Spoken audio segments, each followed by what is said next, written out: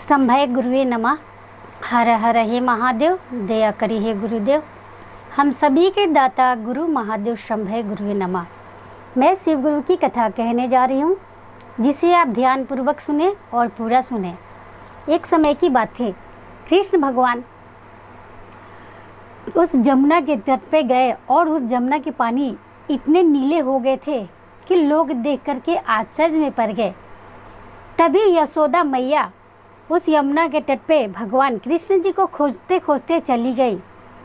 तभी उन्होंने कहा, गोपियों, मुझे बहुत ज़ोर की प्यास लगी है, कहीं से पानी ला करके मुझे दे दो।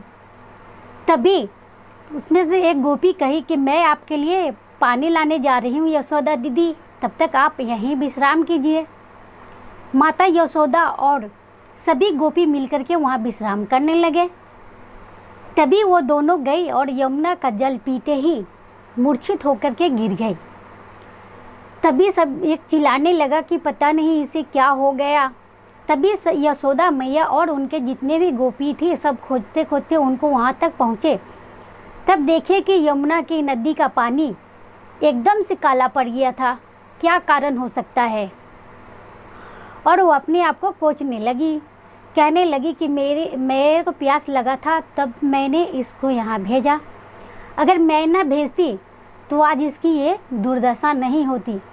यशोदा मैया अपनी गलती पर बहुत पछताने लगी।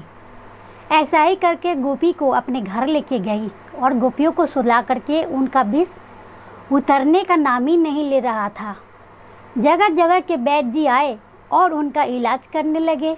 इलाज करते करते वो उसका शरीर और भी नीला पड़ते जा रहा था, अधिक विष के कारण। यह देख करके यशोदा मैया और चिंतित होती गई और वो रोने लगी और अपने आप पर कहने लगी कि मुझे प्यासी क्यों लगा कि मैं इसे भेज दिया।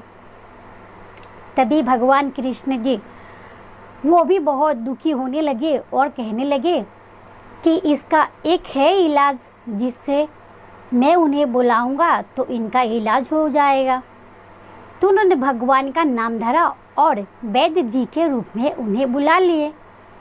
अधेश्वर महादेव अपने रूप में आधे अंग पत्नी और आधे अंग पति के रूप धारण करके आए और दरवाजे पे आते ही उन्होंने वैद्य जी का रूप धारण करके और उनके पास चले आए।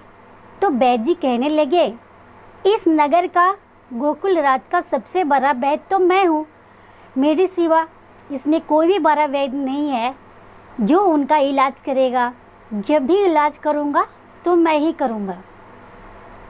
वैद्य जी मुस्कुरा कर के कहने लगे, ये बात तो सत्य है कि गोकुल का वैद्य आप ही है और आप ही रहेंगे, पर मैं आपका दास बन करके आपका मदद करना चाहता हूँ। क्या कर सकता हूँ? वैद्य जी ने कहा, जितना मुझसे हो सका था मैंने सभी औषधि को इनको पिला दिया, पर कोई भी औषधि काम नहीं कर रहा है। तभी वैद्य जी ने कहा, हो सकता है कि यही आप एक औषधि भूल गए होंगे, तो क्या मैं आपका मदद कर सकता हूँ? तो वैद्य ने कहा, ठीक है। उन्होंने फूल निकाले और उससे औषधि बनाए और औषधि को बना करके एक बूंद उसके मुख में डाल दिए और सारे उनको लेप लगा दिए। जो ही लेप लगाए वहीं वो ठीक हो कर के बैठ गई। बैठने के बाद सभी बहुत खुश हो गए और वो वैद्य जी वहाँ से चले गए।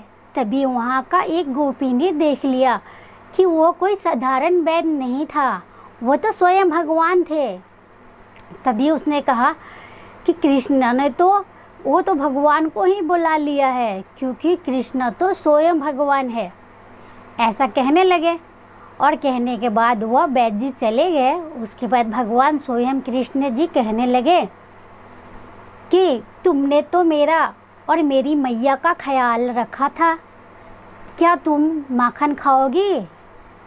क्या तुम माखन खाओगी? यह कह करके भगवान कृष्ण जी उन्हें अपने हाथों से माखन खिलाने लगे और उनका ध्यान रखने लगे। तभी सभी गोपी ने कहा कि भगवान कृष्ण जी ऐसे ही होते हैं, जो भगवान का ध्यान रखता है, जो भगवान का सेवा करता है, एक दिन भगवान उनका सेवा स्वयं करते हैं। यह कह करके वो सभी ठीक हो गए और भगवान का भक्ति में लीन हो गए। आप भी भगवान भोलेनाथ पे भरोसा और विश्वास करेंगे तो आपकी भी मनोकामनाएं, इच्छाएं पूर्ण होगी। हर हर हे महादेव, दया करिए गुरुदेव, हम सभी के दाता गुरु महादेव शंभय गुरुवे नमः।